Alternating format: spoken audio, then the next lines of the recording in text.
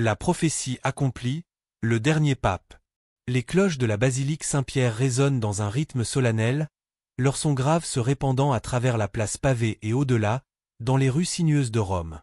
Le ciel italien, habituellement d'un bleu éclatant, semble plus sombre aujourd'hui, comme si les nuages eux-mêmes partageaient le deuil qui enveloppe la cité éternelle.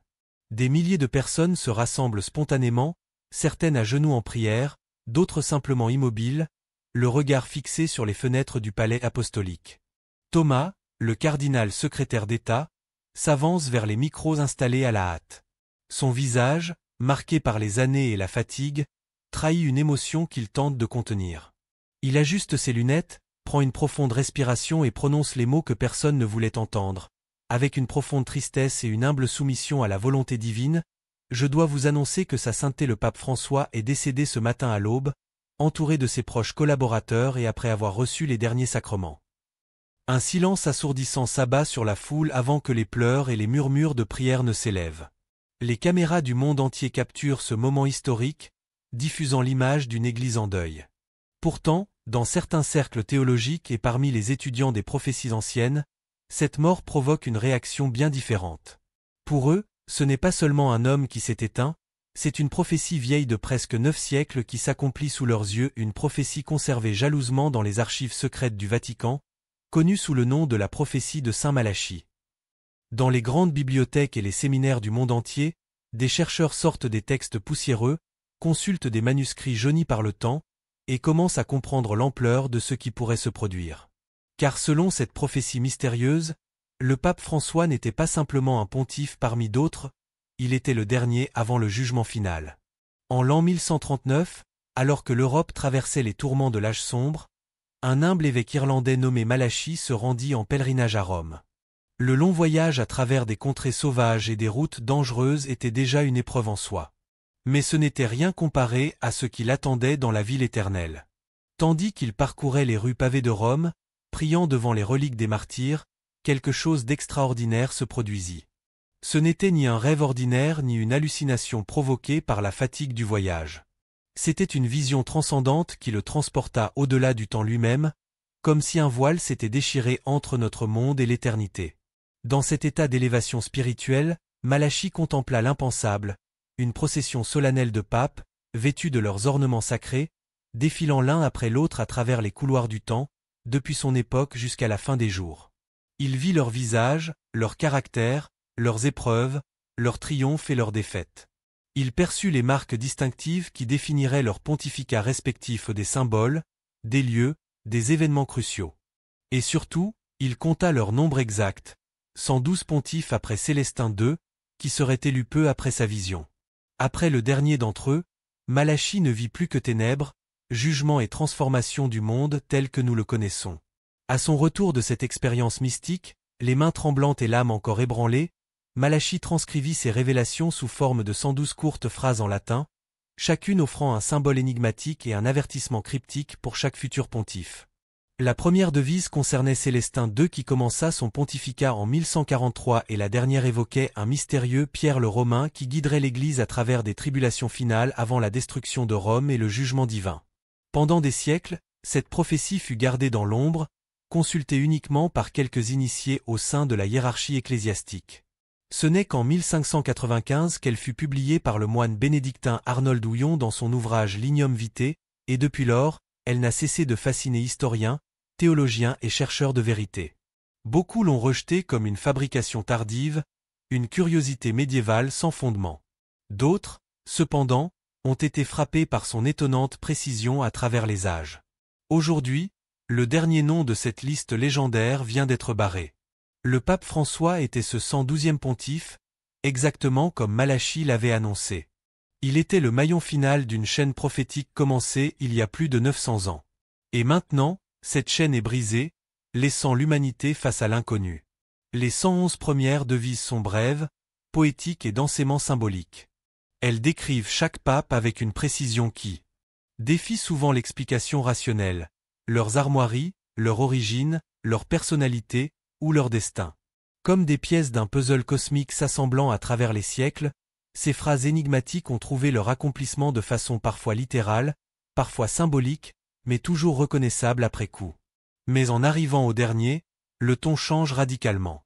La 112e devise n'est plus une simple phrase cryptique, mais un avertissement long et inquiétant qui ressemble davantage à une prophétie apocalyptique. Durant la dernière persécution de la Sainte Église romaine siégera Pierre le Romain qui paîtra ses brebis à travers de nombreuses tribulations. Lorsque celles-ci seront terminées, la cité aux 7 collines sera détruite, et le juge terrible jugera son peuple. Fin. Cette prophétie nous livre 3 indices spécifiques concernant l'identité du dernier pape. Qu'il serait le 112e pontife dans la succession depuis Célestin II, qu'il porterait d'une manière ou d'une autre le nom de Pierre, que son origine serait liée à Rome d'une façon significative, et que son règne serait marqué par des tribulations extraordinaires pour l'Église et le monde. Sans aucun doute, François était bien le 112e pape dans cette lignée prophétique, en comptant précisément depuis Célestin II, exactement comme saint Malachie l'avait identifié. Pendant des siècles, les érudits avaient supposé que le dernier pape serait un homme littéralement nommé Pierre et né à Rome, un signe qui semblerait trop évident, presque artificiel. Mais la prophétie, comme toutes les révélations anciennes, parlait souvent en symboles et en correspondances plus subtiles que les interprétations littérales ne pouvaient saisir. Et aujourd'hui, en regardant en arrière, tout s'assemble avec une clarté troublante qui fait frissonner même les plus sceptiques. François est né dans un foyer modeste du quartier Flore à Buenos Aires, une maison simple au milieu d'un quartier de travailleurs où les valeurs de solidarité et de partage étaient vécues quotidiennement. Mais son héritage n'était pas argentin, il était profondément italien. Ses parents, Mario José Bergoglio et Regina Maria Sivori, étaient des immigrants italiens qui avaient quitté le Piémont, au nord de l'Italie, fuyant un pays déchiré par le fascisme et la crise économique, cherchant en Argentine un avenir plus prometteur pour leurs enfants. Mario, le père de Roré, avait travaillé comme cheminot en Italie avant de traverser l'océan. Il était issu d'une famille de paysans du Piémont, cette région du nord de l'Italie où les vignobles s'étendent à perte de vue et où les traditions catholiques sont profondément enracinées. Regina, sa mère, venait également d'une famille italienne pieuse et travailleuse. Ensemble, ils portèrent avec eux non seulement leur nationalité mais aussi toute une culture, une langue, une cuisine, et surtout une foi catholique romaine authentique et profonde. En d'autres termes, François était romain par lignée, par héritage, par des racines ancestrales le rattachant directement au cœur spirituel de l'Église. Comme tant de familles de la diaspora italienne, les Bergoglio avaient peut-être quitté physiquement leur patrie, mais leur âme était restée profondément romaine, un lien invisible mais puissant qui rattachait le futur pape à la ville éternelle bien avant qu'il n'y mette les pieds pour la première fois. Et son nom de baptême n'était pas Pierre comme beaucoup l'auraient attendu selon une interprétation littérale de la prophétie. À sa naissance, le 17 décembre 1936, il fut nommé Roré Mario Bergoglio. Il grandit dans un foyer modeste mais rempli d'amour, où la foi catholique imprégnait chaque aspect de la vie quotidienne. Le jeune Roré fréquentait régulièrement l'église du quartier, servait comme enfant de chœur, et développa très tôt une dévotion particulière à la Vierge Marie. Rien ne le destinait apparemment à devenir un jour le chef de l'Église universelle. Mais lorsqu'il fut choisi comme pape le 13 mars 2013, après le retentissant Habemu Papam qui résonna sur la place Saint-Pierre, on lui demanda quel nom il adopterait pour son pontificat, comme le veut la tradition séculaire. Ce moment est toujours chargé de symbolisme, car le nom choisi par un nouveau pontife révèle souvent sa vision et ses priorités pour l'Église. Jorge Bergoglio en Hezedapa. Il regarda directement le cardinal qui lui posait la question et répondit d'une voix claire, « François ». Il ne choisit ni un nom impérial comme Léon ou Grégoire, ni un nom doctrinal comme Pie ou Benoît. À la place, il opta pour le saint des pauvres et des marginalisés, saint François d'Assise, l'homme qui abandonna richesse et confort pour embrasser les lépreux, qui marchait pieds nus dans la poussière des chemins italiens et qui reconstruisit l'église croulante avec rien d'autre que la foi et la compassion. Pourtant, peu se souviennent que le vrai nom de ce saint révolutionnaire était Giovanni. Di Pietro di Bernard I. Giovanni, fils de Pietro en français, Jean, fils de Pierre. Un homme qui portait en son nom même l'écho du premier des apôtres, celui à qui le Christ confia les clés du royaume des cieux. En choisissant François, Roré Bergoglio s'inscrivait sans le savoir dans une lignée spirituelle remontant à Pierre lui-même, accomplissant ainsi la prophétie d'une manière que personne n'aurait pu anticiper. Ainsi, le pape François devint précisément la figure que la prophétie avait décrite. Il était le 112e dans la succession exacte prédite par Malachie, portant indirectement le nom de Pierre à travers son identification avec saint François, et lié à Rome par son sang et son héritage italien. La prophétie se révélait exacte, non pas selon les attentes simplistes d'une correspondance littérale, mais à travers les subtilités d'une providence qui écrit droit avec des lignes courbes. Et la prophétie contenait une dernière révélation, peut-être la plus inquiétante: il guidera son troupeau à travers de grandes tribulations. Le pontificat de François ne fut jamais un règne de paix et de tranquillité, ni une période de gloire religieuse triomphante. Ce fut précisément ce que la prophétie avait prédit: une époque de tribulation, de purification et d'épreuve pour l'Église et le monde entier. Son propre cheminement de foi commença d'ailleurs à un tournant traumatique qui marqua sa vie à jamais et façonna sa vision du monde et de la mission de l'Église. Alors qu'il était encore jeune homme, à peine âgé de 21 ans et se préparant à embrasser sa vocation, il ressentit soudain des douleurs aiguës au côté droit. Une douleur lancinante qui ne disparaissait pas, qui s'intensifiait jour après jour. Puis vint la fièvre persistante, une fièvre qui le laissait tremper de sueur chaque nuit et épuisé chaque matin. Et bientôt, chaque respiration devint un combat. L'air ne parvenait plus à remplir correctement ses poumons, comme si une main invisible comprimait sa poitrine. Ses parents, inquiets devant son teint pâle et sa respiration sifflante, le précipitèrent à l'hôpital. Les médecins l'examinèrent attentivement dans une pièce aux murs blancs sous la lumière crue des néons. Leur expression devint sombre à mesure que l'examen progressait. Les radiographies révélèrent la terrible vérité: une grave infection pulmonaire parsemée de kystes qui menaçait directement sa vie. L'infection s'était déjà propagée trop loin, endommageant gravement son poumon droit comme un feu dévorant la forêt. Les médecins n'eurent pas le choix face à cette situation critique. Ils durent procéder à une intervention chirurgicale d'urgence pour enlever une partie substantielle de son poumon droit. C'était à l'époque une opération risquée, bien avant les avancées de la chirurgie moderne. Le jeune Roré fut conduit au bloc opératoire, conscient que ses chances de survie étaient incertaines. L'opération fut longue et délicate, et la convalescence qui suivit fut encore plus éprouvante. Elle le laissa alité pendant des jours dans une chambre d'hôpital austère, traversant des périodes d'intenses douleurs physiques. Pourtant, dans cette chambre d'hôpital froide et impersonnelle, entourée de tubes stériles, de blouses blanches et de silence oppressant, quelque chose de profond se produisit au-delà de la guérison physique. Pour la première fois de sa jeune vie, Roré Bergoglio se retrouva face à face avec la fragilité fondamentale de l'existence humaine. Il comprit alors, non pas comme une théorie abstraite mais comme une vérité ressentie dans sa chair, qu'il n'était pas invincible, que son corps pouvait le trahir à tout moment, que la mort pouvait arriver sans préavis même pour un jeune homme plein de projets et d'aspirations. Mais contrairement à ce que l'on pourrait attendre, il ne ressentit aucune peur paralysante, seulement une clarté nouvelle et cristalline sur le sens de la vie.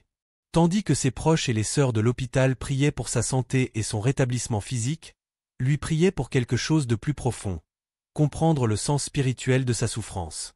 Il ne supplia pas simplement d'être soulagé de sa douleur comme le ferait naturellement toute personne souffrante. Au contraire, dans un acte de foi qui préfigurait déjà sa future spiritualité, il demanda que sa douleur serve un but plus élevé, qu'elle devienne féconde pour lui et pour les autres.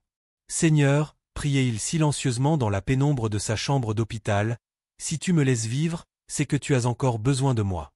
Montre-moi comment je peux te servir avec ce corps blessé. Il ne fut plus jamais le même après cette expérience transformatrice. À partir de ce moment crucial, il réalisa avec une profonde gratitude que chaque souffle qu'il prenait était littéralement un miracle, un don qu'il n'avait pas mérité mais qui lui était accordé par pure grâce. Et si Dieu avait choisi de le laisser vivre malgré la gravité de sa condition, c'est qu'il lui restait encore une mission à accomplir, quelque chose d'important qui dépassait ses propres plans et ambitions. Cette épreuve de santé marqua profondément sa spiritualité et sa vision pastorale. Elle lui enseigna la compassion pour les souffrants, non pas comme un concept théorique, mais comme une réalité vécue. Elle lui apprit la valeur du temps et l'urgence de vivre pleinement chaque jour comme un don précieux. Et surtout, elle lui montra que c'est souvent dans les moments de plus grande faiblesse que la présence divine se manifeste avec le plus de clarté. Et seulement quelques mois après sa guérison, malgré son corps affaibli et sa respiration à jamais limitée par cette amputation partielle du poumon, il fit un choix décisif qui allait orienter le reste de sa vie. Sa place était auprès de Dieu, non pas dans une carrière mondaine ou dans la recherche du confort, mais dans la voie exigeante de la vie consacrée. Le 11 mars 1958, il entra au noviciat de la Compagnie de Jésus, devenant jésuite un ordre religieux connu pour sa rigueur intellectuelle, sa discipline spirituelle et son engagement missionnaire aux frontières de l'Église. De cette épreuve fondatrice, François gardera toute sa vie une sensibilité particulière envers les malades, les fragiles et les exclus. Il comprendra intimement que la vulnérabilité n'est pas une malédiction mais peut devenir le lieu même de la rencontre avec Dieu. Cette expérience définira plus tard tout son pontificat. Un ministère marqué non par la force et le triomphalisme, mais par la compassion née de la souffrance personnelle. Dès son premier jour comme pape, il dut faire face à un torrent de défis et de critiques qui auraient découragé un homme moins résolu. Pour la première fois dans l'histoire bimillénaire de l'Église, le pape n'était pas européen mais venait de ce que l'on appelle le Sud global, ces régions longtemps considérées comme périphériques par rapport au centre traditionnel du catholicisme. Et il était jésuite, le premier membre de la Compagnie de Jésus à accéder au trône pontifical, un ordre qui avait connu des relations complexes avec la papauté tout au long de son histoire. Il prit en charge une Église profondément blessée, meurtrie par des scandales d'abus sexuels éclatants sur tous les continents comme une tempête dévastatrice. Des victimes, longtemps réduites au silence, élevèrent enfin la voix, réclamant justice et reconnaissance. La honte se multiplia à mesure que de nouveaux cas étaient révélés, et le cri pour la justice et la transparence ne pouvait plus être ignoré ou étouffé comme il l'avait été pendant trop longtemps. François ne minimisa jamais la gravité de la situation, refusant les stratégies de communication défensive ou les explications atténuantes. Il regarda la réalité en face, aussi douloureuse fut-elle. Il demanda publiquement pardon, non pas avec des formules vagues ou des généralités, mais en reconnaissant spécifiquement les souffrances infligées et la responsabilité institutionnelle de l'Église. Il pleura ouvertement avec les victimes, écoutant leurs récits déchirants sans chercher à se protéger de leurs douleurs légitimes. Plus concrètement, il entama une profonde réforme des procédures et des structures pour mettre fin à la culture d'impunité qui avait permis que de tels abus se perpétuent dans l'ombre pendant des décennies. Il modifia le droit canonique pour faciliter les poursuites contre les abuseurs, leva le secret pontifical sur les cas d'abus pour permettre une meilleure collaboration avec les autorités civiles, et institua une politique de tolérance zéro qui s'appliquait même aux plus hauts dignitaires de l'Église. Mais ce ne fut pas facile, loin de là. Derrière chaque cas révélé au public se cachaient des décennies de silence institutionnel, des structures de pouvoir profondément enracinées qui résistaient au changement, et des réseaux informels qui continuaient à protéger les abuseurs plutôt que les victimes. François se heurta à des résistances sourdes mais puissantes, à des manœuvres dilatoires, à des tentatives constantes d'atténuer ou de détourner ses réformes. Et par-dessus cette blessure déjà profonde en vint une autre, peut-être moins visible pour le monde extérieur mais tout aussi menaçante pour l'unité de l'Église, la polarisation interne. Des fissures commencèrent à apparaître de plus en plus clairement, révélant de profondes divisions parmi les cardinaux, les évêques et les fidèles. Des tensions croissantes entre progressistes et conservateurs transformèrent parfois le dialogue théologique en guerre de tranchées idéologiques, avec des médias catholiques prenant parti et amplifiant les divisions. Une méfiance grandissante s'installa envers les structures de pouvoir du Vatican et envers les intentions réelles du pape lui-même. François fut accusé simultanément d'être trop progressiste par les traditionalistes et trop timide par les réformateurs radicaux, un signe qu'il marchait peut-être sur la ligne étroite de l'authenticité évangélique qui dérange invariablement les extrêmes. Lors d'une conférence de presse improvisée dans l'avion qui le ramenait de son premier voyage apostolique au Brésil, il prononça une phrase qui allait devenir emblématique de son pontificat et provoquer des réactions passionnées dans toute l'Église. « Si une personne est gaie et cherche le Seigneur avec bonne volonté, qui suis-je pour juger ?» Cette simple question, qui ne faisait pourtant que reprendre l'enseignement fondamental de Jésus sur le jugement, déclencha un séisme dans certains secteurs de l'Église. Les factions les plus conservatrices au sein de la hiérarchie et parmi les fidèles commencèrent à le percevoir non plus comme un pasteur bienveillant mais comme une menace pour la doctrine traditionnelle. Ils l'accusèrent de relativisme moral, d'ambiguïté doctrinale, d'être excessivement progressiste et de céder à l'esprit du monde plutôt que de le confronter. Certains cardinaux, y compris des membres influents de la curie romaine, publièrent même des lettres ouvertes exigeant des clarifications doctrinales, une démarche sans précédent dans l'histoire récente de l'Église. D'autres, plus radicaux encore, l'accusèrent sans preuve d'hérésie ou de vouloir subvertir l'enseignement traditionnel de l'Église sur la famille, la sexualité ou le sacerdoce. Des comparaisons historiques furent évoquées, certaines flatteuses, d'autres moins. Ils le comparèrent à Paul VI, dont les réformes avaient également suscité de fortes résistances. D'autres l'assimilèrent à Janxi, qui avait ouvert les fenêtres de l'Église pour laisser entrer l'air frais du monde contemporain. Certains critiques plus sévères allèrent jusqu'à le comparer à Luther, suggérant qu'il divisait l'Église plutôt que de l'unifier. Pourtant, face à cette tempête de critiques qui aurait pu déstabiliser ou aigrir un homme ordinaire, François ne répondit jamais directement et ne chercha pas à se défendre. Il continua simplement d'avancer sur le chemin qu'il croyait juste, le visage serein malgré les attaques, d'un pas assuré malgré les obstacles, guidé par une conviction bien plus forte que les critiques du moment. La certitude que l'Église devait retourner à l'essentiel du message évangélique. Il savait profondément qu'il n'était pas venu pour plaire à tous ou pour maintenir un statu quo confortable, mais pour servir fidèlement selon sa conscience éclairée par la prière. Il comprenait, avec la sagesse acquise à travers ses propres souffrances, que toute véritable réforme doit d'abord faire mal avant de pouvoir fleurir et porter du fruit. Comme un chirurgien spirituel, il savait que l'incision cause une douleur nécessaire avant la guérison. Malgré les vents contraires qui soufflaient avec une intensité croissante, François ne dévia jamais de sa vision fondamentale pour l'Église du troisième millénaire.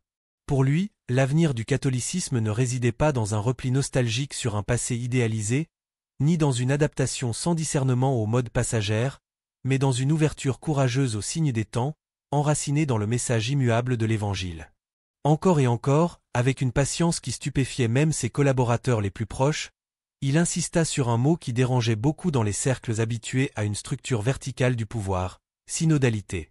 Ce terme technique de l'ecclésiologie désigne une manière d'être Église où l'autorité ne s'exerce pas de haut en bas, mais où tous les baptisés participent activement au discernement et à la mission selon leur charisme propre. Une Église qui avance ensemble, comme les disciples d'Emmaüs marchant côte à côte avec le Christ ressuscité. Une Église discernant comme un seul corps organique, où chaque membre a sa fonction propre mais indispensable au tout. Une Église à l'écoute attentive de l'Esprit Saint, qui parle non seulement à travers la hiérarchie officielle, mais aussi à travers les plus humbles des fidèles, les femmes trop souvent réduites au silence, les laïcs dont l'expérience du monde est irremplaçable, et ceux qui n'avaient jamais été entendus auparavant dans les assemblées ecclésiales. Il organisa 2 synodes sur la famille, un processus consultatif sans précédent qui donna la parole aux fidèles du monde entier sur des questions aussi sensibles que l'accueil des divorcés remariés ou des personnes homosexuelles. Plus tard, il lança un ambitieux synode sur la synodalité, une démarche presque paradoxale qui visait à institutionnaliser cette écoute mutuelle comme méthode permanente de gouvernance ecclésiale. Il plaida pour une Église plus collaborative, moins imprégnée de cléricalisme et de pouvoir sacral, où chacun aurait une voix significative dans les limites de sa compétence. Une Église résolument ouverte à ceux qui avaient été tenus à la marge pendant trop longtemps. Les migrants rejetés aux frontières de nos sociétés d'abondance, les femmes dont les dons demeuraient sous-utilisés dans les structures ecclésiales, les divorcés remariés qui se sentaient exclus de la communion ecclésiale, et tous ceux que des interprétations rigides de la doctrine avaient éloignés pendant des siècles. Il ne proposait pas ces changements comme une simple stratégie d'adaptation aux attentes contemporaines, ni comme une concession à l'esprit du temps, mais comme une véritable conversion à l'Évangile dans sa pureté originelle.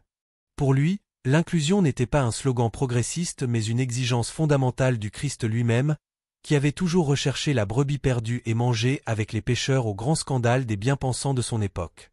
Cette vision profondément évangélique mais dérangeante pour les habitudes établies lui valut des critiques acerbes venant de directions opposées. Certains l'accusèrent d'être trop indulgent, de diluer la doctrine pour la rendre acceptable au monde moderne. D'autres, au contraire, estimèrent qu'il était encore trop attaché à des structures traditionnelles et trop timide dans ses réformes.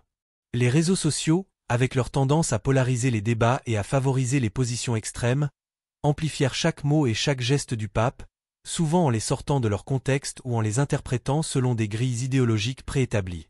Une simple homélie matinale pouvait déclencher des tempêtes médiatiques qui duraient des semaines, avec des interprétations contradictoires s'affrontant dans l'espace public sans véritable dialogue. Pourtant, ces défis ne se limitèrent pas aux tensions internes de l'Église, aussi épuisantes fussent-elles. Son pontificat coïncida avec l'une des périodes les plus tumultueuses et incertaines de l'histoire moderne, une époque que certains historiens commencent à comparer au grand tournant civilisationnel du passé. Des guerres dévastatrices éclatèrent ou s'intensifièrent, comme celle en Ukraine qui raviva les spectres de la guerre froide et menaça la stabilité du continent européen. La persécution des chrétiens atteignit des niveaux alarmants dans de nombreuses régions du Moyen-Orient et de l'Afrique, forçant des communautés entières à l'exil ou au martyre. La crise climatique s'accéléra avec des phénomènes météorologiques extrêmes affectant particulièrement les populations les plus vulnérables. Les bouleversements économiques creusèrent le fossé entre une minorité toujours plus riche et une majorité confrontée à la précarité croissante. Le tissu social de nombreuses nations se déchira sous les assauts de l'individualisme radical, du consumérisme effréné et de la fragmentation identitaire. Et peut-être plus fondamentalement encore, François dut faire face à une culture mondiale de plus en plus indifférente ou hostile aux valeurs religieuses traditionnelles, où la foi était souvent reléguée à la sphère strictement privée ou considérée comme un vestige archaïque. Puis en 2020, comme pour couronner ces tribulations multiples, la pandémie de Covid-19 frappa le monde avec une violence inouïe. En quelques semaines, ce qui avait commencé comme une épidémie localisée en Chine se transforma en une crise sanitaire mondiale qui bouleversa tous les aspects de la vie sociale, économique et religieuse. Les églises fermèrent leurs portes, les pèlerinages s'arrêtèrent, les liturgies furent célébrées dans des sanctuaires vides, et la vie publique fut mise à l'arrêt pour des millions de fidèles à travers le monde. Le 27 mars 2020, par une soirée pluvieuse qui semblait refléter la tristesse collective de l'humanité, François accomplit l'un des gestes les plus emblématiques et prophétiques de son pontificat. Seul, absolument seul sur une place Saint-Pierre déserte et ruisselante de pluie, il gravit lentement les marches conduisant à la basilique. Vêtu de blanc dans l'obscurité, sa silhouette solitaire se détachait contre l'immensité vide de la place habituellement bondée. Là, face à l'Eucharistie exposée, il implora la miséricorde divine pour un monde submergé par la souffrance et l'incertitude. Cette image hantée, silencieuse et déchirante, captura comme aucune autre l'état de l'âme blessée du monde contemporain, la solitude, la fragilité, mais aussi la persistance obstinée de l'espérance même dans la nuit la plus obscure. En cette soirée qui restera gravée dans la mémoire collective, quand il semblait que Dieu lui-même s'était retiré et que l'humanité était abandonnée à son sort, le pape éleva sa voix fragile mais déterminée et déclara « Nous ne sommes pas seuls ». Ce ne fut pas une affirmation triomphaliste ni une promesse facile, mais l'expression d'une foi éprouvée qui refuse de céder au désespoir même dans les circonstances les plus sombres. Ce fut sans doute l'un des moments les plus puissants et définitifs de son pontificat. Car au sommet du désespoir collectif de l'humanité, quand tant d'autres cherchaient des boucs émissaires ou se repliaient dans des certitudes illusoires, il choisit de rester inébranlable dans la tempête, comme le Christ dormant dans la barque secoué par les flots. Il resta fidèle à sa mission, même alors que les congrégations diminuaient visiblement et que la foi traditionnelle faisait face à des questions existentielles et des doutes profonds, tant de l'intérieur que de l'extérieur des structures ecclésiales. La pandémie révéla cruellement les inégalités structurelles de nos sociétés et l'interdépendance fondamentale de tous les êtres humains, deux thèmes que François n'avait cessé de souligner depuis le début de son pontificat. Il fut l'une des rares voix morales globales à insister pour que les vaccins, une fois développés, soient distribués équitablement et non accaparés par les nations riches au détriment des pays pauvres. Il rappela inlassablement que personne n'est sauvé seul, que nous nous sauvons ensemble ou pas du tout. Dans l'un de ses voyages les plus audacieux et symboliques, il se rendit en Irak en mars 2021, en pleine pandémie et malgré les risques évidents pour sa sécurité. Ce pays, berceau de civilisation ancienne mais déchiré par des décennies de guerre, de sanctions économiques et de violences sectaires, était une terre où aucun pape ne s'était aventuré auparavant.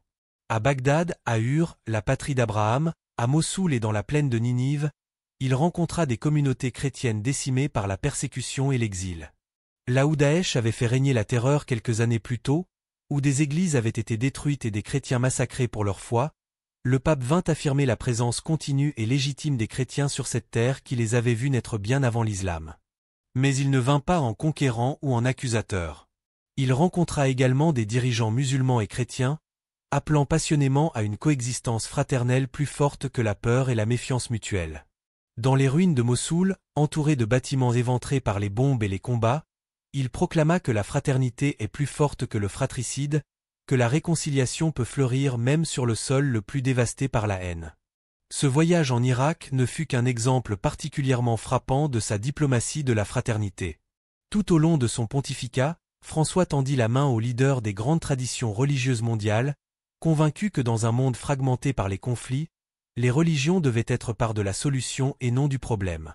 Il rencontra le grand imam d'Al-Azhar, Ahmed Al-Tayeb, la plus haute autorité de l'islam sunnite, dans un geste sans précédent qui cherchait à guérir des siècles de méfiance et parfois d'hostilité ouverte entre chrétiens et musulmans.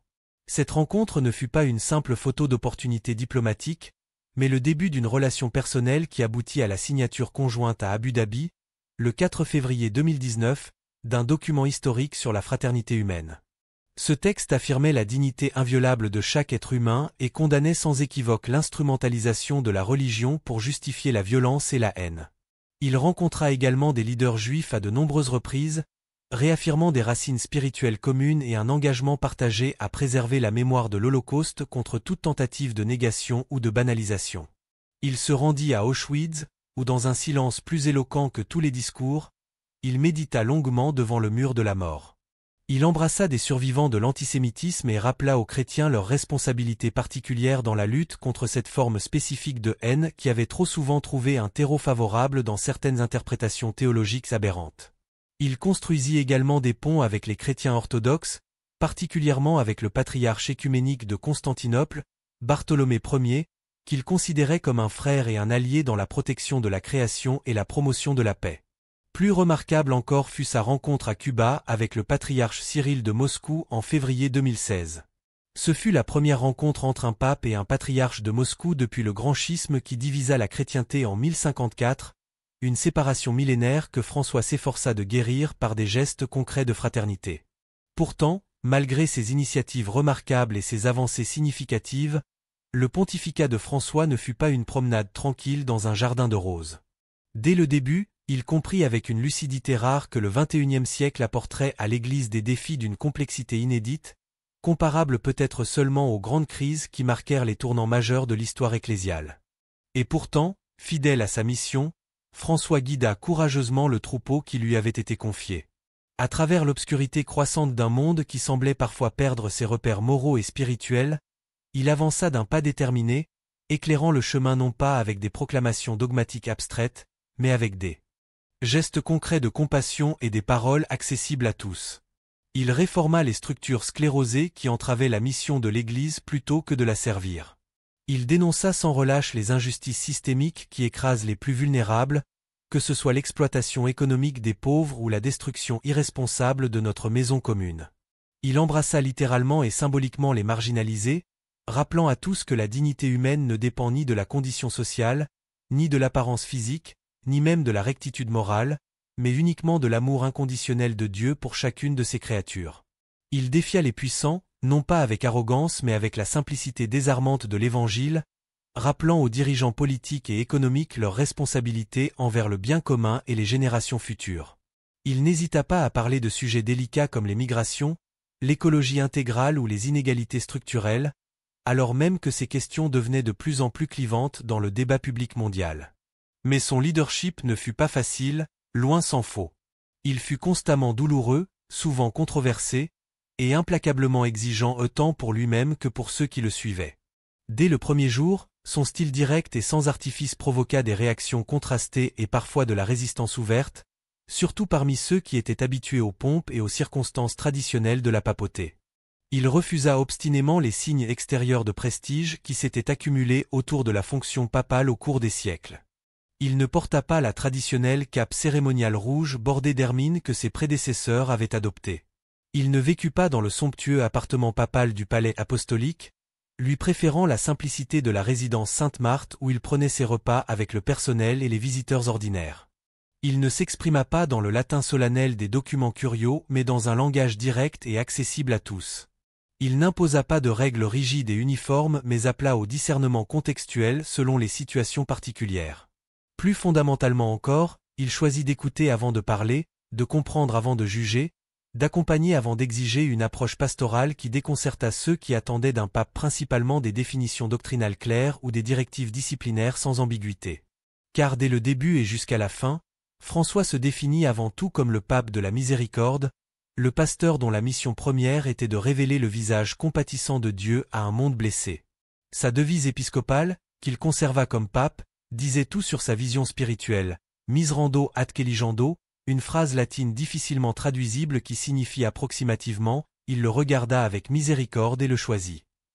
Cette devise faisait référence à l'appel de Matthieu, le collecteur d'impôts, un collaborateur détesté de l'occupant romain que les pharisiens considéraient comme impur et pécheur. Jésus, passant devant son bureau, ne lui fit pas la morale, ne lui demanda pas de se repentir d'abord, mais posa sur lui un regard de pure miséricorde et l'appela simplement « Suis-moi ». C'est cette dynamique de grâce précédant la conversion, de miséricorde offerte avant même la demande de pardon, qui caractérisa tout le ministère de François. Il ne justifia jamais le péché ni ne minimisa sa gravité, mais il refusa constamment de condamner le pécheur, conformément à l'attitude même du Christ envers la femme adultère ou la Samaritaine. François invita les croyants à un profond changement de perspective, abandonner la logique juridique de la punition pour entrer dans la logique évangélique de l'étreinte inconditionnelle. Pour concrétiser cette vision, il proclama une année sainte extraordinaire de la miséricorde en 2015 à 2016 et envoya à travers le monde des missionnaires de la miséricorde, des prêtres spécialement mandatés et autorisés à pardonner même les péchés habituellement réservés exclusivement à l'autorité papale. Il appela les confesseurs à se comporter plus comme des pères accueillant l'enfant prodigue que comme des juges appliquant un code pénal, à être des instruments de la miséricorde divine plutôt que des gardiens inflexibles de la loi. Il ne se contenta pas de prêcher la miséricorde, il l'incarna dans des gestes concrets et prophétiques qui parlaient plus fort que ses paroles. Il visita des prisons, lavant et embrassant les pieds de détenus, y compris des femmes et des musulmans, un acte qui scandalisa certains traditionalistes mais qui rappelait directement le geste du Christ lavant les pieds de ses disciples, y compris de Judas qui allait le trahir.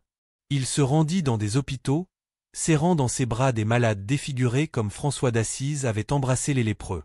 Il alla dans des camps de réfugiés et des bidonvilles, écoutant directement les récits de ceux que notre système économique et politique rend invisibles. Il lava les pieds d'immigrants, de femmes, et de personnes d'autres confessions, élargissant symboliquement le cercle de l'amour chrétien au-delà des frontières traditionnelles. Chaque geste, chaque mot, chaque silence intentionnel transmettait le même message fondamental. La miséricorde n'est pas une faiblesse ou une concession au relativisme moral, comme le prétendaient ses critiques. Elle est au contraire le visage le plus fort et le plus authentique de l'amour, la seule force capable de transformer réellement les cœurs et les structures. Et c'était ce visage de l'amour inconditionnel, le visage du Christ lui-même, que François désirait passionnément révéler au monde comme l'essence même du christianisme, non pas un système moral ou doctrinal, mais une rencontre personnelle avec la miséricorde incarnée. La prophétie de saint Malachie disait « Pierre le Romain guidera son troupeau à travers de nombreuses tribulations ». Tel a été, précisément, le pontificat de François dans ses moindres détails. Un berger d'origine romaine, portant spirituellement le nom de Pierre, guidant avec fermeté et compassion un troupeau confronté à des défis sans précédent tant à l'intérieur qu'à l'extérieur de l'Église. Et maintenant, comme il avait été prédit 9 siècles auparavant dans cette vision mystérieuse, son pontificat s'est achevé. Pourtant, la prophétie ne s'arrête pas là. Elle se termine par des mots qui glacent le sang de ceux qui les méditent avec attention. Et quand ces événements seront accomplis, la cité aux 7 collines sera détruite, et le juge terrible jugera son peuple. Fin. Cette phrase finale, brève mais dévastatrice dans ses implications, marque plus que la clôture d'une simple liste de pontifes successifs. Elle annonce la fin d'une ère, peut-être même la conclusion d'une phase entière de l'histoire humaine. La cité aux 7 collines n'est pas qu'une métaphore poétique ou une désignation géographique arbitraire. L'Apocalypse, au chapitre 17, parle également d'une cité mystérieuse bâtie précisément sur cette colline. Les 7 têtes sont les 7 collines sur lesquelles la femme est assise. Cette identification n'est pas un mystère impénétrable pour les lecteurs du texte sacré. Dans le langage apocalyptique comme dans la conscience commune de l'Antiquité, cette cité est sans ambiguïté possible, Rome. La même Rome que Malachie, dans sa vision prophétique, décrit comme destinée à la destruction après le règne du dernier pape. Une cité qui verra s'abattre sur elle le jugement divin, la purification par l'épreuve, et possiblement l'effondrement complet d'un ordre mondial entier construit autour de ses valeurs et de ses institutions, tant séculières que religieuses. Et selon la prophétie, la cité sera effectivement détruite, terme qui peut se comprendre de multiples façons. Il ne s'agit pas nécessairement d'une destruction physique par le feu ou la guerre, bien que cette possibilité ne puisse être exclue dans notre monde nucléarisé. La destruction pourrait être quelque chose de plus subtil, de plus profond, quelque chose de spirituel plutôt que de matériel, la fin d'une fonction, d'une centralité, d'une autorité qui a structuré l'Occident pendant 2 millénaires. En effet, le message central de cette prophétie n'est pas simplement l'annonce d'une catastrophe matérielle. Elle se termine par un avertissement bien plus solennel encore, le juge terrible jugera son peuple. En d'autres termes, il y aura un règlement de compte spirituel et moral, pas seulement pour les méchants ou les impies, mais paradoxalement pour les fidèles aussi, pour son peuple, ceux-là même qui se croyaient protégés par leur appartenance religieuse. C'est peut-être là l'aspect le plus dérangeant de la prophétie. Elle suggère que le jugement commencera précisément par la maison de Dieu, que les premiers à être passés au crible seront ceux qui prétendaient parler en son nom. L'avertissement paulinien résonne ici avec une actualité brûlante, ne vous y trompez pas, on ne se moque pas de Dieu. Ce qu'un homme aura semé, il le récoltera aussi. La prophétie de Saint Malachie n'est donc pas simplement un avertissement concernant la fin chronologique d'une liste de papes, ni même uniquement une prédiction sur la fin des temps au sens eschatologique.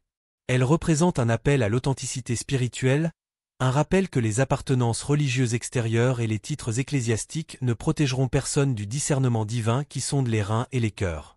Bien que beaucoup aient rejeté cette prophétie comme une simple légende médiévale ou une fabrication a posteriori, la précision troublante avec laquelle ces prédictions cryptiques se sont déroulées à travers les siècles a fait taire même certains sceptiques initiaux.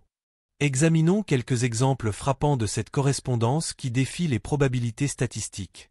Le premier pape mentionné dans la prophétie était Célestin II, qui commença son pontificat en 1143. Malachi Elapila, ex Castro Tiberis. Du château du Tiber. Ce qui semblait initialement une description vague s'avéra étonnamment précis. Guido de Castello, son nom civil avant de devenir pape, était effectivement né dans la région traversée par le Tibre. Plus spécifiquement, il servit comme cardinal dans une église située à proximité immédiate du Castel Sant'Angelo, cette forteresse massive qui se dresse au bord du Tibre à Rome. Ce n'est donc pas une interprétation allégorique ou forcée, mais une correspondance géographique précise, exacte et littérale. Des siècles plus tard, à l'époque contemporaine que nous pouvons vérifier plus facilement, la prophétie continua de démontrer une exactitude déconcertante. Prenons le cas de Jean Paul I, élu en août 1978. La prophétie le désignait comme de Medietate Lunae, de la moitié de la lune. Coïncidence extraordinaire, il fut élu précisément pendant une phase de demi-lune et mourut de façon inattendue seulement 33 jours plus tard, alors qu'une demi-lune brillait encore dans le ciel romain. Son pontificat fut l'un des plus courts de l'histoire, une moitié de cycle lunaire à peine, brusquement interrompu par une mort soudaine qui reste entourée de questions et de théories controversées. Une demi-lune en effet, exactement comme l'avait prédit la prophétie mystérieuse. À son successeur immédiat, Jean-Paul II, la prophétie attribua le titre énigmatique de Labor Soli, du travail du soleil ou de l'éclipse du soleil. La correspondance est ici particulièrement frappante. Karol Wojtyła naquit le 18 mai 1920, jour d'une éclipse solaire visible en Europe, et quitta ce monde le 2 avril 2005, jour d'une éclipse solaire partielle. Sa vie entière fut comme le voyage incessant et lumineux du soleil lui-même à travers le firmament. Il voyagea plus extensivement qu'aucun pape avant lui, parcourant plus de 1,2 million de kilomètres, l'équivalent de 29 fois le tour de la Terre, apportant son message de foi et d'espérance à travers les 5 continents. Il devint ainsi un symbole universel d'unité, de persévérance et d'espoir, un soleil infatigable qui ne cessa de briller même à travers la souffrance de ces dernières années, jusqu'à son ultime coucher. Mais cette correspondance entre les devises prophétiques et les papes qu'elles décrivent ne s'arrête pas là. Benoît XVI, le prédécesseur immédiat de François, fut désigné dans la prophétie comme Gloria Olivae, la gloire de l'olive. Cette phrase cryptique a suscité diverses interprétations. Certains l'ont liée à l'ordre bénédictin, dont une branche s'appelle les Olivétains et dont le pape avait pris le nom, Benoît. D'autres l'ont interprété à travers la nature même de Joseph Ratzinger. Sa théologie profonde mais apaisante, sa personnalité réservée mais lumineuse, son approche intellectuelle mais nourricière autant de qualités qui évoquent symboliquement l'olivier, arbre de paix, de sagesse et de nourriture spirituelle. Ce qui est plus frappant encore, c'est que Benoît XVI choisit un nom papal qui semblait être un clin d'œil délibéré à la prophétie, comme s'il voulait lui-même la confirmer en s'inscrivant consciemment dans cette lignée prédite. Sa démission historique, premier pape à renoncer volontairement à sa charge depuis Célestin V au XIIIe siècle, pourrait également être vue comme une préparation providentielle à l'avènement du dernier pontife annoncé. Ces exemples ne sont pas de simples coïncidences isolées qu'on pourrait attribuer au hasard ou à des interprétations forcées. Encore et encore, à travers les siècles et dans des contextes historiques radicalement différents, les mystérieuses devises de Malachie ont trouvé leur correspondance frappante dans des événements historiques vérifiables, des biographies personnelles documentées, et un symbolisme spirituel qui émerge naturellement de la vie et du ministère de chaque pape concerné. Et ainsi, ce qui semblait initialement n'être peut-être qu'un exercice littéraire médiéval ou une série de vers poétiques s'est progressivement transformé aux yeux de nombreux observateurs en un véritable registre prophétique dont la précision défie l'explication rationnelle. La correspondance entre ces prédictions et leur accomplissement semble dépasser largement ce que le hasard ou l'interprétation rétrospective pourraient produire. Selon cette prophétie séculaire, le pape François était donc le gardien final du troupeau chrétien avant le jugement dernier, le dernier successeur de Pierre avant une transformation radicale de l'Église et du monde tel que nous les connaissons. Mais sa mort n'a pas seulement clos un chapitre de l'histoire ecclésiastique. Elle a ouvert une fissure dans le temps lui-même, libérant une incertitude vertigineuse qui se répand maintenant sur le monde comme une ombre silencieuse, invisible mais palpable pour ceux qui ont des yeux pour voir et des oreilles pour entendre.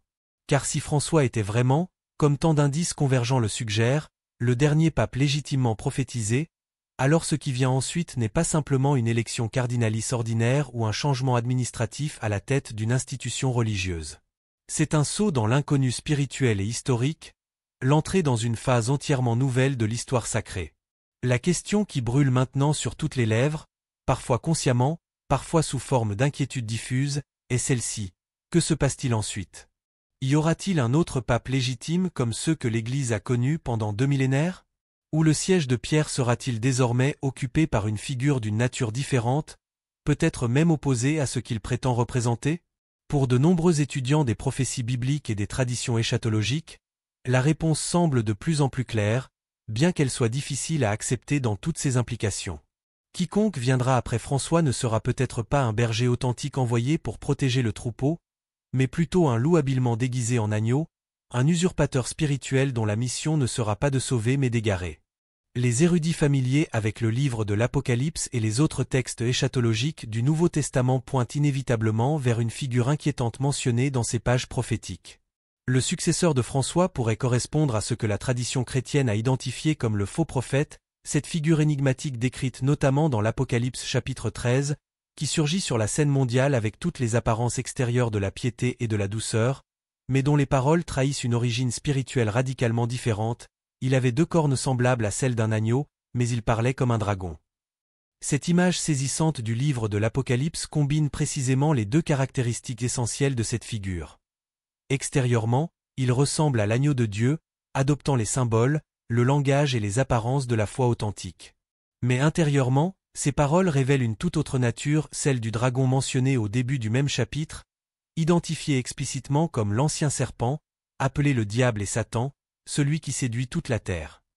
Selon cette interprétation, sa mission ne sera pas de conduire les fidèles vers la vérité salvifique, mais de les entraîner vers une contrefaçon subtile de la foi, un christianisme superficiellement attractif mais vidé de sa substance rédemptrice. Non pas par la persécution ouverte qui a toujours échoué à détruire l'Église, mais par la séduction d'un message spirituel accommodant qui ne demande ni conversion profonde ni croix apportée. Les questions s'accumulent et se bousculent, et parmi elles 2 idées particulièrement troublantes résonnent avec une insistance croissante. Ce sont des avertissements que l'humanité ne peut plus se permettre d'ignorer ou de reporter à un futur indéterminé. Si François était véritablement le dernier pape légitime comme la prophétie le suggère, qui donc est ce prochain personnage qui occupera bientôt le trône pontifical aux yeux du monde? Et plus inquiétant encore, ce nouveau leader pourrait-il être celui qui prépare spirituellement et institutionnellement le terrain pour l'avènement de l'ultime imposteur que l'Écriture appelle l'Antéchrist? La prophétie de saint Malachie, aussi frappante soit-elle, ne se tient pas seule comme un phénomène isolé dans le désert spirituel.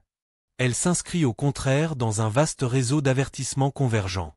L'Écriture elle-même, à travers la voix des prophètes et des apôtres, nous a mis en garde pendant des siècles, décrivant avec une précision troublante ce qui aujourd'hui semble se dérouler sous nos yeux comme un script préétabli. L'apôtre Paul, dans sa seconde lettre aux Thessaloniciens, a clairement averti la communauté primitive, que personne ne vous séduise d'aucune manière, car avant que vienne ce jour du Seigneur, il faut que d'abord vienne l'apostasie et que se révèle l'homme de péché, le fils de la perdition.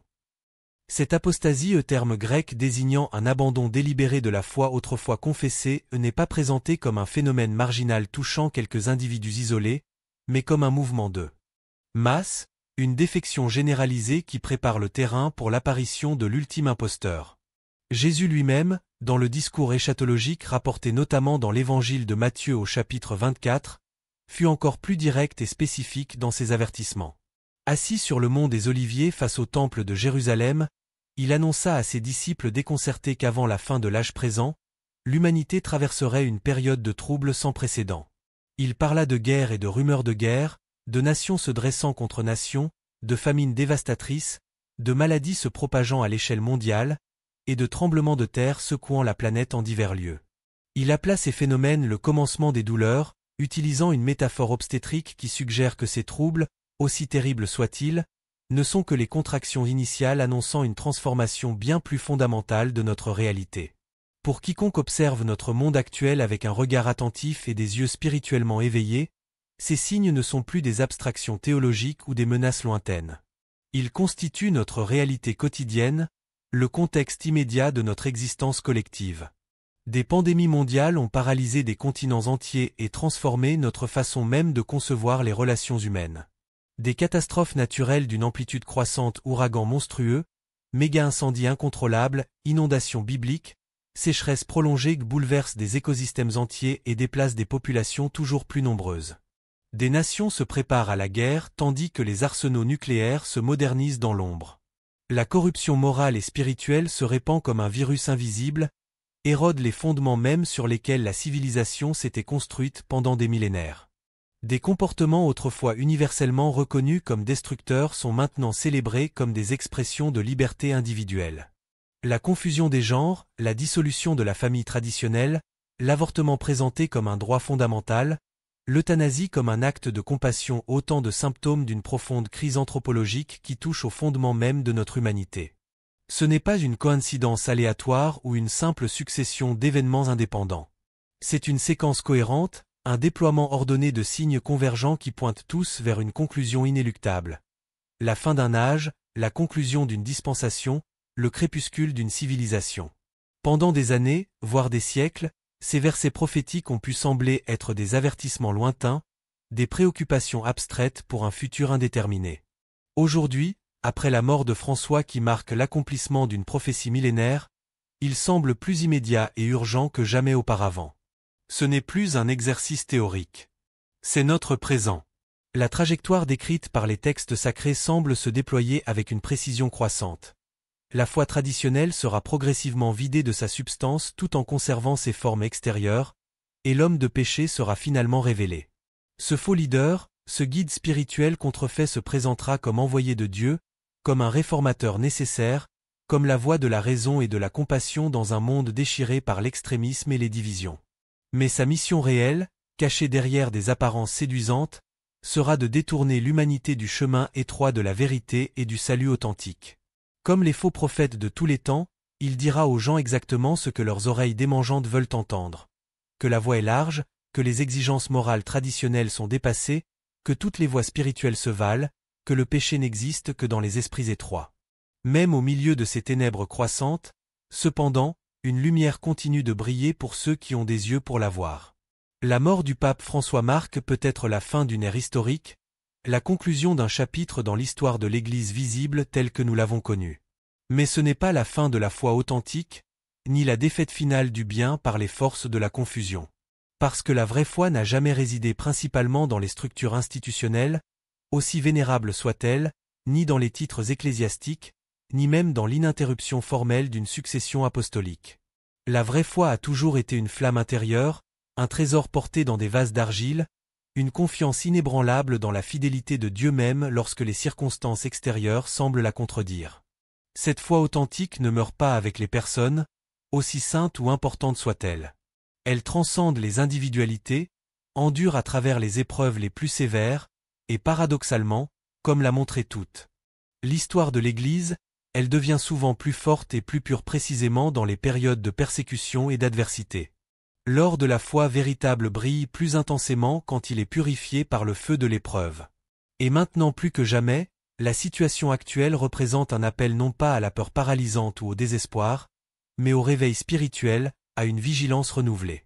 C'est une invitation urgente à secouer la complaisance qui s'est installée dans une chrétienté trop longtemps confortable, à se tourner vers Dieu avec une sincérité nouvelle, une humilité authentique et un sentiment d'urgence approprié à la gravité de l'heure. Nous ne savons pas exactement ce qui vient, ni quand les événements finaux décrits dans les prophéties se dérouleront dans leur plénitude. Mais nous savons qui est ultimement aux commandes de l'histoire non pas les puissances visibles de ce monde, ni même les forces spirituelles obscures qui semblent parfois triompher temporairement, mais le Dieu souverain qui reste fidèle à ses promesses même lorsque le ciel et la terre passeront. Comme Jésus lui-même l'a averti dans une parole qui résonne avec une pertinence particulière aujourd'hui. Veillez donc, car vous ne savez ni le jour ni l'heure. Matthieu 25, 13. Cette vigilance n'est pas une attente passive mais une posture active de discernement spirituel, de préparation intérieure et de fidélité pratique aux valeurs du royaume même lorsqu'elles sont contestées de toutes parts. C'est précisément pourquoi François, comprenant peut-être mieux que quiconque la nature de sa mission historique comme dernier pontife légitime avant les grandes tribulations, n'a pas cherché à laisser derrière lui un héritage fait de structures impressionnantes ou de monuments grandioses. Il n'a pas construit de nouveaux palais ni érigé de statues pour commémorer son passage. À la place, il a légué quelque chose de bien plus difficile à construire et de pratiquement impossible à détruire même dans les tempêtes qui s'annoncent. Un héritage spirituel ancré dans l'authenticité évangélique. Il était le pape qui a constamment brisé les protocoles artificiels et ouvert des portes verrouillées depuis des siècles. Celui qui est descendu du balcon papal inaccessible pour rencontrer les gens au niveau de la rue, face à face, main dans la main, cœur à cœur. Il était celui qui a choisi l'écoute patiente plutôt que la proclamation unilatérale, le dialogue respectueux plutôt que l'imposition autoritaire. Il a privilégié l'intégrité morale plutôt que les applaudissements faciles des foules, la vérité inconfortable plutôt que le calcul politique expédié. Son héritage le plus précieux a sans doute été de restaurer au monde, ne serait-ce que partiellement et temporairement, l'image la plus authentique du christianisme originel, avant les compromissions avec les pouvoirs de ce monde, avant les accumulations de richesses et de privilèges qui ont si souvent obscurci le message évangélique. Il a inlassablement répété, comme un refrain qui résumait toute sa théologie, « Le visage de Dieu se trouve de façon privilégiée chez ceux qui souffrent ». François a réformé l'Église non pas simplement par des décrets administratifs ou des réorganisations bureaucratiques, bien qu'il ait entrepris ces tâches nécessaires, mais plus fondamentalement par la promotion d'une culture de la rencontre authentique. Il a défendu la miséricorde non comme une concession à la faiblesse humaine, mais comme le cœur battant du message chrétien. Il a incarné dans sa personne même les valeurs du dialogue sincère, de la parole vraie, et ce qui est peut-être le plus difficile pour un chef religieux mondial, l'a fait avec une humilité qui n'était pas feinte. Dans une société mondiale de plus en plus dominée par la polarisation extrême, la condamnation immédiate et les réactions viscérales sans réflexion, il a constamment parlé de seconde chance, de nouvelles possibilités, de l'espérance qui demeure possible même après l'échec le plus cuisant. François ne cherchait pas une Église parfaite selon des critères humains, mais plutôt une Église plus humaine dans le meilleur sens du terme, plus proche des gens ordinaires dans leur joie et leurs peines quotidiennes, plus authentique dans sa confrontation avec ses propres péchés et faiblesses. Et à travers lui, par son exemple plus encore que par ses encycliques ou ses homélies, l'Église a osé redécouvrir, peut-être juste à temps avant la grande épreuve qui s'annonce, sa véritable essence qui n'est ni un système doctrinal ni une structure hiérarchique, mais une personne. Jésus-Christ, le même hier, aujourd'hui et éternellement. Une chose est certaine au milieu de tant d'incertitudes et de questions sans réponse. Le pape François est parti, rejoignant la longue procession des témoins fidèles qui nous ont précédés. Sa mission terrestre, avec toutes ses limitations et ses imperfections humaines inévitables, a été accomplie selon le plan divin. Maintenant, après des années marquées par des épreuves constantes, des sacrifices personnels et un courage moral qui a souvent stupéfié amis et adversaires, il est monté rencontrer le Dieu qu'il a servi avec une fidélité imparfaite mais sincère. Que son âme trouve enfin la paix complète qu'il a si souvent cherchée pour notre monde tourmenté. Que le ciel l'accueille à bras ouverts, non pas pour ses réalisations ou ses titres, mais pour sa foi simple et directe en la miséricorde divine qu'il a proclamée jusqu'à son dernier souffle. Repose en paix, François. Et que ton héritage de compassion, de courage et d'authenticité continue d'inspirer ceux qui devront traverser les eaux troubles qui s'annoncent. Amen. Chers auditeurs et auditrices, merci infiniment d'avoir partagé ce moment de réflexion sur cette prophétie troublante et sur l'héritage spirituel du pape François. Si ce sujet vous a interpellé, comme il le fait pour tant de personnes à travers le monde aujourd'hui, n'hésitez pas à partager vos propres perspectives et réflexions dans les commentaires ci-dessous. Chaque point de vue, chaque expérience personnelle, Chaque questionnement sincère enrichit notre compréhension collective de ces événements spirituellement significatifs qui marquent notre époque. Si vous souhaitez approfondir ces thèmes et découvrir d'autres analyses bibliques approfondies comme celle-ci, je vous invite chaleureusement à vous abonner à notre chaîne Histoire biblique pour ne manquer aucune de nos futures explorations des textes sacrés et de leur étonnante résonance dans notre monde contemporain.